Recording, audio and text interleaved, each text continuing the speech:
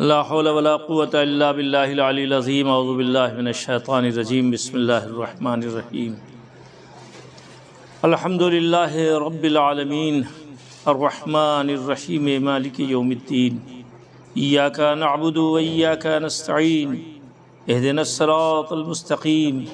صراط الذین انعمت علیہم غیر المغضوب علیہم ولا الضالین صدق اللہ العلی العظیم۔ سورہ حمد کی تفسیر کا سلسلہ جاری ہے۔ ایاک نعبد و ایاک نستعین تک آپ کے سامنے گفتگو کر چکا ہوں۔ اللہ سے مدد مانگنا، اللہ ہی مدد کرنے والا ہے، خاص اللہ سے مدد مانگنا اور اسی کی عبادت کرنا، یہ سلیقہ اللہ نے ہمیں بتایا ہے۔ اب اس کے بعد آتی ہے منزل اہدنا الصراط المستقیم، پالنے والے تو ہمیں صراط مستقیم پر قائم رکھ۔ ہدایت کے معنی ہدایت ہیں، ہدایت کرنا، ہدایت پانا۔ ہدایت کے کئی معنی ہیں۔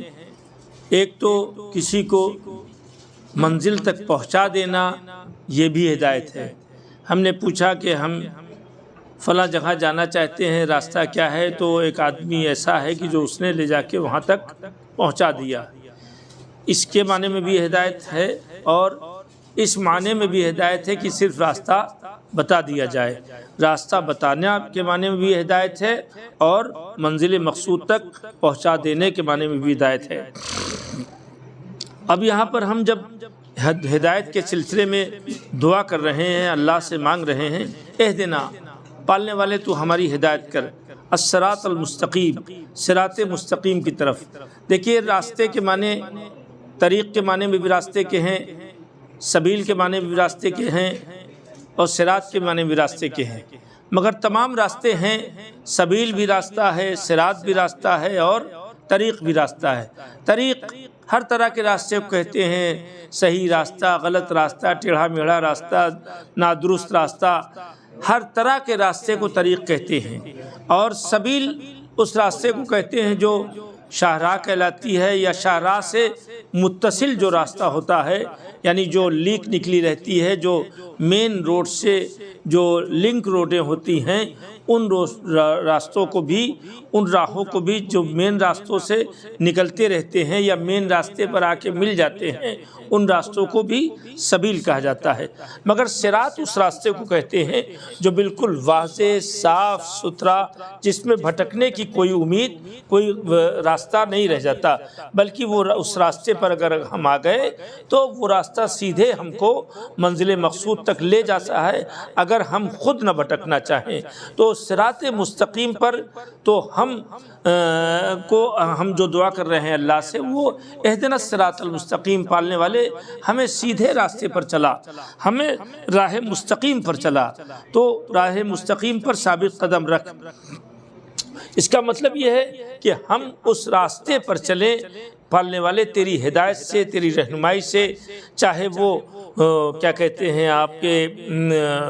ہماری رہنمائی علم کے مرحلے میں ہو، تجارت کے مرحلے میں ہو، دنیا اور آخرت کے مرحلے میں ہو، ہمیں اگر تو ہر راہ کے بہترین، ہر شعبے کے بہترین راستے کو، جس سے ہم منزل تک آسانی سے پہنچ جائیں، اس راستے کی طرف ہماری ہدایت اور رہنمائی کر، تو تیری ہی رہنمائی سے ہم تمام راستوں کو حاصل کر سکتے ہیں۔ اس لیے کہ علم حاصل کرنے کے بھی بہت سے وسیلے ہیں، علم حاصل کرنے کا بہت طریقہ ہے، علم حاصل کرنے کا بہت ہی راستہ ہے، بہت ذرائع ہیں، بہت سے اساتذہ ہیں، تو یہ سارے راستے ہیں علم حاصل کرنے کے۔ ہنر حاصل کرنے کے بھی بہت سے راستے ہیں، تجارت کرنے کے بھی بہت سے راستے ہیں، اور اعلیٰ ترین تجارت کو حاصل کرنے کی بہت راستے ہیں۔ تو اگر ہمارا مقصد بڑا ہوگا کہ ہم علم حاصل کر کے اپنی بھی دنیا اور آخرت سنواریں، اور دوسروں کی بھی دنیا اور آخرت سنواریں، تجارت کر کے ہم لوگوں کی دنیا اس طرح سے بنائیں کہ ان کی آخرت بھی کام آئے، اور ہماری بھی دنیا بہتر ہو اور آخرت بھی ہماری کام آئے۔ ہنر ہم اس طرح سے حاصل کریں کہ ہمارا بھی علم اور ہنر ہمارا ہنر ہمارے لیے دنیا اور آخرت میں دونوں کے لیے مددگار ثابت ہو اور دوسروں کے بھی کام آئے ہنر، تو اب ان تمام علم کے راستے، تمام کاروبار کے راستے، تمام ہنر کے راستے، ایسے راستے ہیں، بہت سے راستے ہیں، مگر ان راستوں میں پالنے والے وہ راستہ ہمیں بتا جس راستے کے ذریعے ہمارے سامنے آسانیاں ہوں۔ آسانیوں کا مطلب یہ ہے کہ حرام راستے نہ ہوں، حرام طریقے نہ ہوں، حرام ذریعہ نہ ہو، اور ہم اس راستے پر بڑھتے رہیں اور ہمیں اپنے علم میں بلندی ملتی جائے، اپنے تجارت اور بزنس سے بلندی ملتی جائے، اپنے ہنر کے حاصل کرنے میں بلندی ملتی جائے۔ علم چاہے جو حاصل کر رہے ہوں، یعنی جو فائدہ پہنچانے والا ہے، جو منفعت بخش علم ہے، اس تمام علوم میں ہم اللہ سے اگر مدد مانگتے ہیں، اللہ سے راستہ بہتر چاہتے ہیں، تو ظاہر ہے کہ یہ راستہ اگر دنیا میں ہم نے بہتر چاہا تو یہی راستہ آخرت میں سیدھے چلا جاتا ہے آخرت تک، اگر ہم بہتر راستے پہ رہیں گے۔ اور وہ بہتر راستے کی رہنمائی چونکہ تمام راستوں سے واقف کار خدا کے علاوہ کوئی نہیں ہو سکتا، اسی لیے یہ جملہ آپ کے سامنے عرض کرنا چاہتا ہوں، العلم نور، علم نور ہے، روشنی ہے، یقذف اللہ فی قلب من یشاء، اللہ جس کے دل میں چاہتا ہے اس کے دل میں ڈال دیا کرتا ہے۔ یعنی علم کے اہم راستے کو اللہ ہمارے سامنے منور کر دیتا ہے، ہمارے دل میں منور کر دیتا ہے، اور ہم اس راستے پہ منزل مقصود تک پہنچ جاتے ہیں۔ تو یہ اللہ کی ہدایت کے ذریعے ہے۔ تجارت کے سلسلے میں بھی ظاہر ہے کہ اگر انسان تاجر بنتا ہے اور تجارت کرتا ہے اور اللہ پیش نظر ہے، تو تجارت کے بھی جتنے راستے ہیں ان راستوں میں ہمیں اس صراط کو ڈھونڈنا چاہیے جو بالکل واضح راستہ ہے، جو ہمیں کامیابی تک لے جائے۔ تو یہ اللہ سے ہم جو دعا کر رہے ہیں وہ دعا ہماری اس حیثیت سے ہے کہ پالنے والے تو نے ہی سارے راستے پیدا کیے ہیں، لہذا راستوں کے تمام راستوں میں بہترین راستہ تجھ سے بہتر جاننے والا کوئی نہیں ہے، بہترین روش کو تجھ سے زیادہ بہتر پہچاننے والا کوئی نہیں ہے، لہذا اے میرے معبود تو میری ہدایت کر، ہمارے باطن سے ہماری ہدایت کر، ہماری روح کو قوی بنا کر کے ہماری ہدایت کر، ہمارے جسم کو بہتر اور صحت مند تر بنا کر کے تو ہماری ہدایت کر، تاکہ ہم ہر میدان کے بہترین راستے کے راہی ہو جائیں اور منزل مقصود تک پہنچ جائیں۔ وصلی اللہ علی محمد وآلہ الطیبین الطاہرین المعصومین۔ پالنے والے ہمیں علم و عمل کے ہر میدان میں بہترین راستہ اور بہترین طریقہ اور بہترین روش عطا کرنے کی توفیق عطا فرما۔ معبود ہمیں اس راستے کو بتا۔ ہم ظاہر ہے کہ آج ہم علم کے میدان میں بھی پیچھے ہیں، آج ہم ہنر کے میدان میں بھی پیچھے ہیں، آج ہم تجارت کے میدان میں بھی، یا دنیا کے جتنے بھی منفعت بخش علوم اور فن اور تجارت ہے ان تمام مرحلوں میں ہم پیچھے ہیں۔ ہمیں ان تمام تجارت کے فنون اور اصول اور ضوابط سے ہمیں آگاہ فرما دے، وہ اس کے راستے بہتر بتا دے کہ جس راستے سے ہم آخرت اپنی بھی سنوار سکیں، دنیا بھی اپنی سنوار سکیں، اور دوسروں کی بھی دنیا آخرت کے سنورنے میں ہم مددگار ثابت ہوں۔ اس لیے کہ من لم یشکر الناس لم یشکر اللہ، جو اللہ کے لیے کام نہیں کرتا، جو مردوں کا شکریہ نہیں ادا کرتا، وہ اللہ کا بھی شکریہ نہیں ادا کرتا۔ جو بندوں کی خدمت کرنے کا ارادہ نہیں رکھتا اپنے پورے وجود سے، تو وہ اللہ کے راستے میں کیسے کام آ سکتا ہے؟ لہذا پالنے والے ہم سب کو بہتر راستے کی ہر میدان میں ہدایت فرما، اور تجھ سے بہتر ہدایت کرنے والا نہیں ہے، اس لیے کہ تو نے زمین اور آسمان اور ہمیں پیدا کیا ہے۔ وصلی اللہ علی محمد وآلہ الطیبین الطاہرین المعصومین۔ لا حول ولا قوة الا باللہ العلی العظیم۔ اعوذ باللہ من الشیطان الرجیم۔ بسم اللہ الرحمن الرحیم۔ درس نہج البلاغہ۔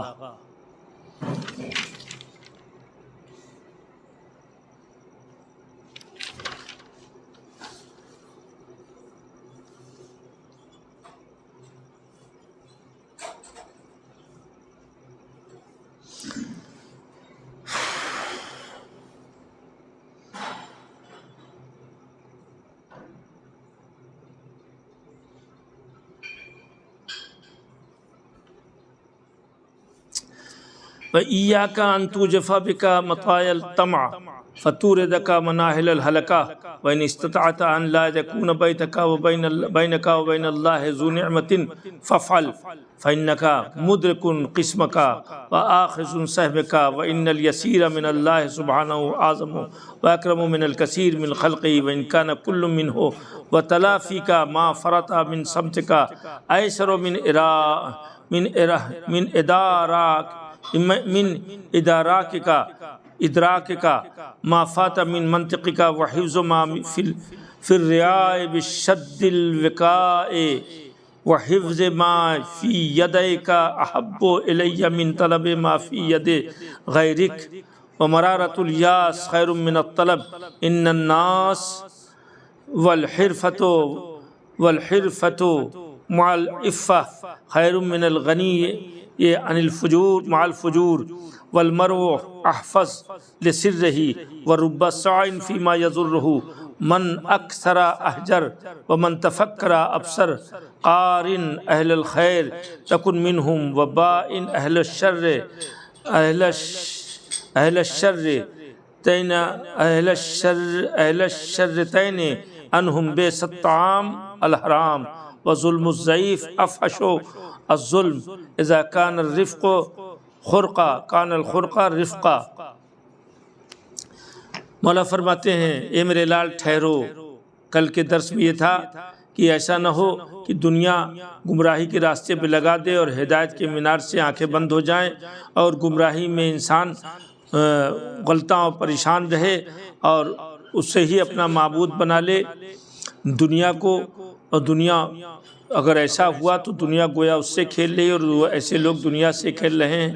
اس کے آگے کی منزل کو بھولے ہوئے ہیں۔ فرماتے ہیں مولا ٹھہرو میرے لال ٹھہرو، اندھیرا چھٹنے دو۔ گویا میدان حشر میں سواریاں اتر ہی پڑی ہیں۔ اب دیکھیے مولا میدان حشر کی منظر نگاری کر رہے ہیں، میدان حشر کا منظر پیش کر رہے ہیں کہ حشر کا منظر کیا ہوگا۔ تو مولا فرماتے ٹھہرو، اندھیرا چھٹنے دو۔ گویا میدان حشر میں سواریاں اتر رہی ہیں، یعنی یہ تصور کرو کہ جیسے محشر میں لوگ لائے جا رہے ہیں، اتر پڑی ہیں۔ تیز قدم چلنے والوں کے لیے وہ وقت دور نہیں کہ اپنے قافلے سے مل جائیں۔ جو لوگ تیز چلتے ہیں وہ لوگ ممکن ہے کہ وہ اپنے چھوٹے ہوئے قافلے سے جا کے مل جائیں، لیکن جو لوگ سست رہیں گے تو وہ اپنے قافلے کی طرف نہیں پہنچ سکتے۔ اور معلوم ہونا چاہیے کہ جو شخص رات و دن کی سواری پر سوار ہے، یعنی رات و دن گزر رہا ہے، تو اس کا مطلب وہ آگے بڑھتا جا رہا ہے، اس کا وقت اس اعتبار سے کہ گزر رہا ہے، ختم ہو رہا ہے، اور اس اعتبار سے کہ منزل کی طرف بڑھ رہا ہے، تو وہ آگے طرف پہنچتا جا رہا ہے۔ تو چلنے والوں کے لیے وہ وقت دور نہیں کہ اپنے قافلے سے مل جائیں۔ اور معلوم ہونا چاہیے کہ جو شخص رات و دن کی سواری پر سوار ہے وہ اگرچہ ٹھہرا ہوا ہے مگر حقیقت پہ چل رہا ہے۔ جب رات و دن گزر رہے ہیں تو یہ نہیں سمجھے کہ ہم ٹھہرے ہیں، بلکہ ہم گویا کہ چل رہے ہیں، اور اگرچہ ایک جگہ پر قیام کیے ہوئے لگتا ہے کہ اپنے گھر اور اپنے اسی زمینوں جگہ پر چل رہے ہیں، مگر اس کے باوجود یہ سمجھنا چاہیے کہ وہ ایک سفر طے کر رہا ہے، ایک منزل کی طرف آگے بڑھتا جا رہا ہے۔ اور یقین کے ساتھ جانے رہو۔ مولا فرماتے ہیں یہ اس بات کو پورے یقین کے ساتھ ذہن میں بٹھا لو کہ تم اپنی آرزوؤں کو پورا کبھی نہیں کر سکتے۔ یعنی عجیب و غریب یہ ایک فیصلہ مولا نے سنایا ہے اپنے بیٹوں کو، اپنے فرزند کو، اور اپنے تمام ان فرزندوں کو جن کے انہوں نے خود کہا ہے کہ پیغمبر نے کہا ہے کہ ہم اور علی امت کے باپ ہیں۔ فرماتے ہیں کہ دیکھو یہ یقین کر لو، بالکل طے سمجھ لو کہ جتنی بھی تمہاری آرزویں ہیں وہ آرزویں تمہاری یہاں پوری ہونے والی نہیں ہیں، ان آرزوؤں کو پورا کبھی نہیں کر سکتے۔ تم لاکھ چاہو کہ تمہاری ساری آرزویں پورے ہو جائیں اور وہ آرزو پوری نہیں کر سکتے کبھی، اور جتنی زندگی لے کر آئے ہو اس سے آگے نہیں بڑھ سکتے۔ کیا بہترین منزل بتائی ہے کہ ایک تو تمہاری ساری آرزویں پوری نہیں ہو سکتی، اور دوسرا مرحلہ یہ کہ جو تمہاری عمر فکس ہے اس عمر کو کوئی طاقت روک نہیں سکتی، وہ تمہیں عمر اتنی ملنی ہے۔ دنیا کی کوئی طاقت چاہے کہ اس میں کمی و زیادتی کر دے وہ ناممکن ہے، جو تمہاری عمر معین ہے۔ یہاں پر سوال پیدا ہو سکتا ہے کہ کچھ لوگ کہیں کہ صاحب جیسے ہم نے واقعات سنے ہیں کہ آدمی کے لیے موت بن کر کے سانپ آیا تھا لکڑی کے گٹھر میں، لیکن وہ آدمی جب گٹھر اتارتا ہے اس کے بعد کھانا کھانے بیٹھتا ہے تو ایک سائل آ جاتا ہے تو کھانا اسے اپنے آگے کا دے دیتا ہے، نتیجہ یہ ہے کہ موت اس کی ٹل جاتی ہے اور وہ اپنے دوسرے کام میں لگ جاتا ہے، گٹھر نہیں کھولتا۔ تو جناب عیسیٰ سے ملنے والوں نے کہا کہ یا نبی اللہ، آپ نے کہا تھا کہ یہ ابھی مر جائے گا، لیکن وہ ہم نے دیکھا کہ وہ ابھی تک مرا نہیں ہے۔ تو جناب عیسیٰ گئے اس کے پاس، پوچھا ان کو بھائی کیا بات ہے؟ کہا کہ تم نے کیا کیا جب یہاں پہنچے؟ کہا ہم نے بس کچھ نہیں کیا، کھانا کھا رہے تھے کہ ایک سائل آ گیا، اس کو ہم نے کھانا دے دیا اپنے آگے کا۔ تو کہا یہ وجہ ہے کہ تیری موت جو تھی وہ ٹل گئی، لہٰذا اب گٹھر کھولا گیا تو دیکھا اس میں ایک زہریلا سانپ تھا۔ تو جناب عیسیٰ کی اس واقعے سے پتہ چلتا ہے کہ موت ٹلی، لیکن یہ بات ہے کہ یہ وہ موت ٹلی جو غیر حتمی تھی۔ ایک حتمی موت ہوتی ہے، غیر حتمی موت ہوتی ہے۔ حتمی موت کہیں سے ٹل نہیں سکتی، غیر حتمی موت اگر اس کا تدارک کر دیا جائے تو وہ موت ٹل سکتی ہے۔ اسی لیے کہا جاتا ہے کہ کیا کہتے ہیں آپ کے صلہ رحم، یعنی اپنے خاندان والوں کے ساتھ حسن سلوک کرنے سے انسان کے عمر میں اضافہ ہوتا ہے، انسان کی عمر میں برکت ہوتی ہے، صدقات کے ذریعے سے انسان کی موت ٹل جاتی ہے، انسان کی پریشانیاں ٹل جاتی ہیں۔ تو مولا فرماتے ہیں یقین کے ساتھ جانے رہو کہ تمہاری آرزویں پورے نہیں ہو سکتی کبھی، اور جتنی زندگی لے کر آئے ہو اس سے آگے نہیں بڑھ سکتے ہو، اور تم بھی اپنے پہلے والوں کی راہ پر ہو۔ سنو، تم بھی اپنے پہلے والوں کے راستے پر ہو، لہٰذا طلب میں نرم رفتاری اور کسب معاش میں میانہ روی سے کام لو۔ دیکھیے عجیب و غریب بات ہے کہ جو کچھ بھی تم ڈیمانڈ کر رہے ہو، جو تمہارا مطالبہ ہے، جو تمہاری ڈیمانڈ ہے، جو تم چاہ رہے ہو، جو تمہاری خواہشیں ہیں، جو تمہاری آرزو ہے، تو اس میں کہتے ہیں کہ نرم رفتاری، بہت تیز آرزو کے چکر میں نہ بھاگو، آرزو کے پیچھے آرزویں اپنی پوری کرو، تھوڑی تھوڑی کر کے پوری کرو۔ ایسا نہیں کہ تم ساری آرزوؤں کو پالو گے، جب یہ طے ہو چکا، مولا نے بتا دیا کہ تم اپنی آرزوؤں کو پوری نہیں کر سکتے، چاہے کتنا دوڑو بھاگو کودو بھاگو، ساری آرزویں تم پوری۔ لہٰذا جب یہ یقین ہو گیا تو یاد رکھو کہ طلب میں اپنے مطالبے میں، اپنی ڈیمانڈ میں آہستہ آہستہ اختیار کرو، یعنی نرم رفتار بنو، یعنی دھیرے دھیرے چلو، سختیاں نہ ہو، اور کسب معاش میں یعنی رزق طلب کرنے میں تم میانہ روی سے کام لو۔ میانہ روی سے کا مطلب یہ ہے کہ نہ بہت زیادہ تم اپنے کو جان میں ہلاکت میں ڈال کے رزق حاصل کرنے میں آگے بڑھو، اور نہ بالکل سست اور کاہل بن کے رہو، بلکہ ایک متوسط طریقہ تمہارا حصول رزق کے اوپر رہنا چاہیے۔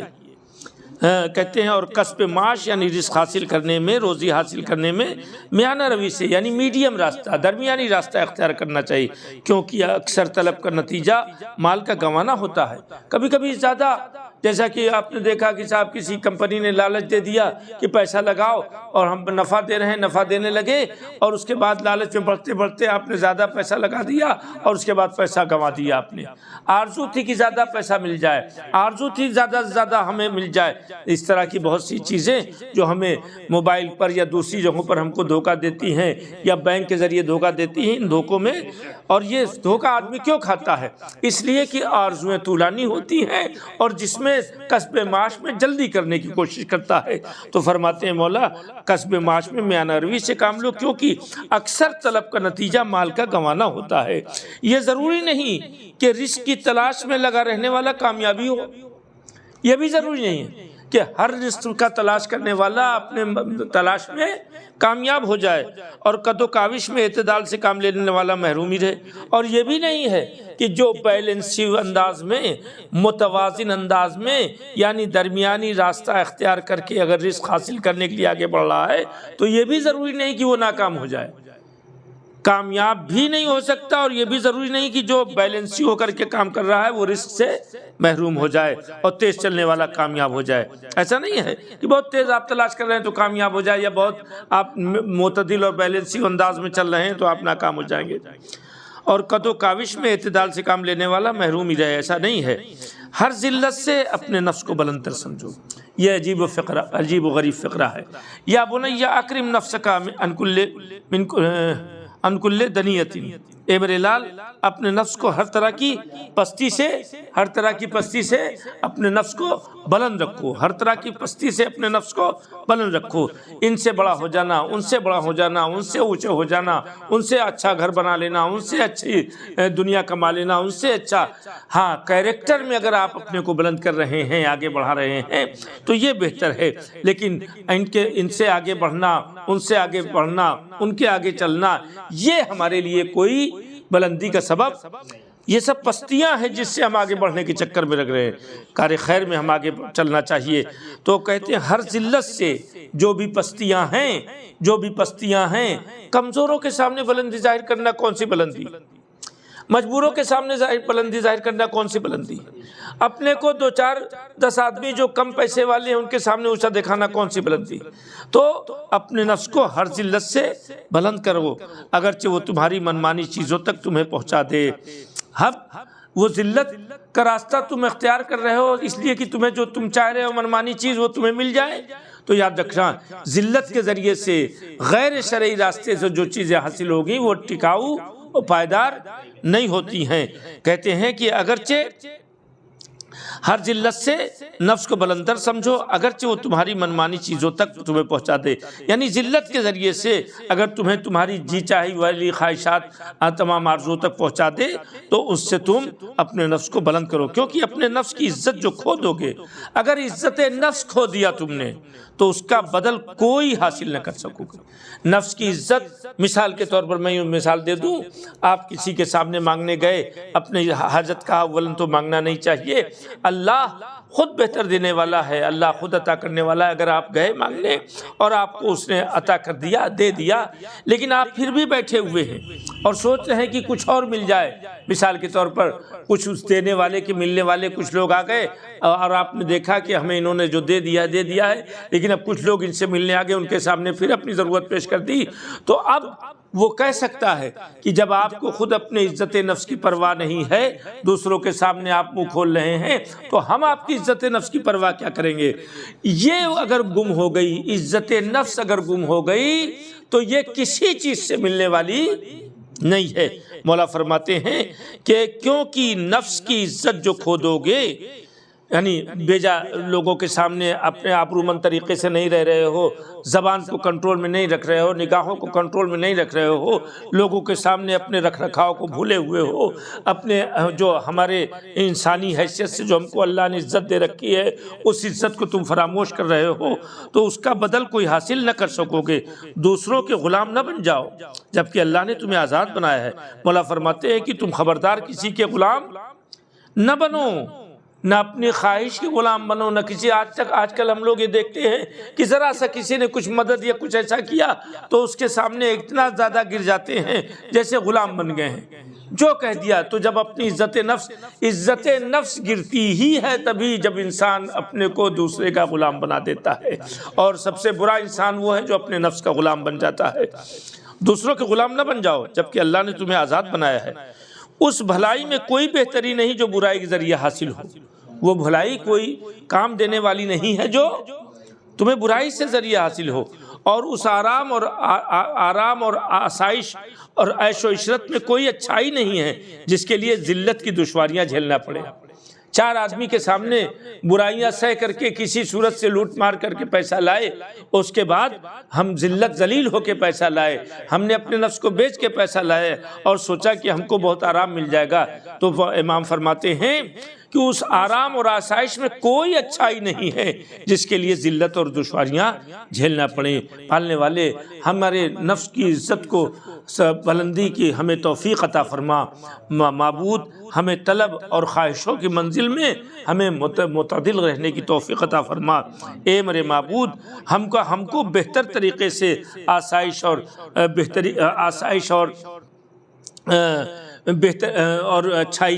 اچھی چیزوں کو حاصل کرنے کی توفیق عطا فرما۔ پالنے والے ہمیں زیادہ سے زیادہ توفیق عطا فرما کہ مولا کے نہج البلاغہ کے دروس اور ان کے نصائح سے فائدہ حاصل کر کے ہم اپنے علم و عمل میں اضافہ کریں۔ والسلام علیکم ورحمۃ اللہ وبرکاتہ۔